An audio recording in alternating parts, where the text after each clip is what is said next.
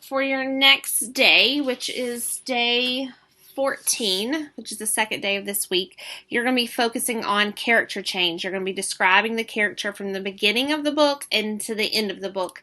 You're going to be using the text, The Bad Seed, and this is your task. You have to think about the character, how the character changed from the beginning to the end of the book, and remember what caused the character to change, what made them change. Okay, so here is a anchor chart that helps us look and just gives us a visual of character change. So when we're thinking about the character, we're thinking about their feelings, their traits, their wants or motivations or behaviors, and how did they change. Sometimes they change in the middle, sometimes they change in the end, sometimes they change in the beginning, middle, and end.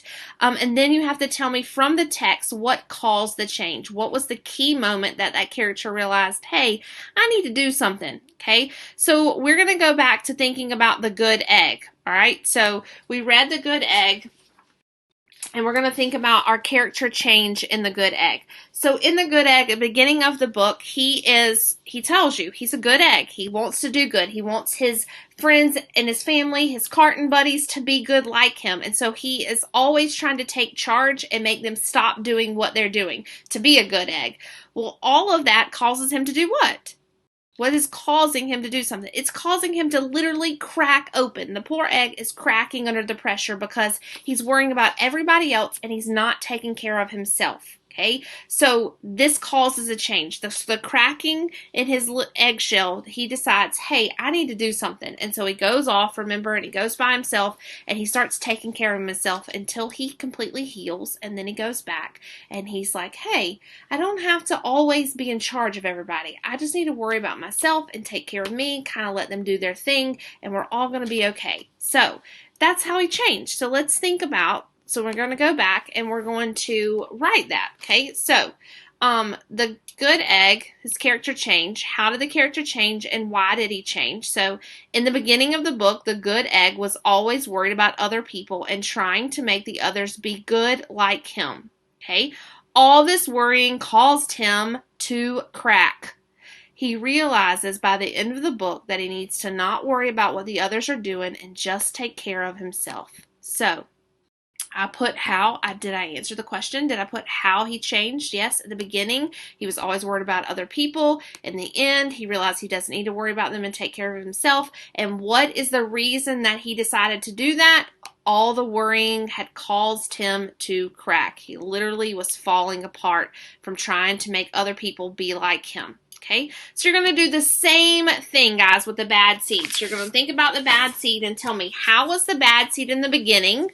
What was his character like? And how did he change? How did he change by the end? And what caused him to change? What was the one thing in the book that made him go, hey, maybe I shouldn't be a bad seed? What caused him to change? So make sure you tell me, how was he at the beginning of the book? How did he change at the end of the book, and what caused him to change? And make sure you label it.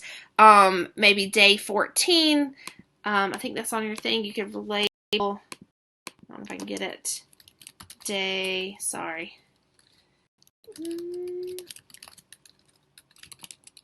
14, the bad seed, character change. However you want to do it, and just get it done. If you need me, let me know. I'm always here. Bye, guys.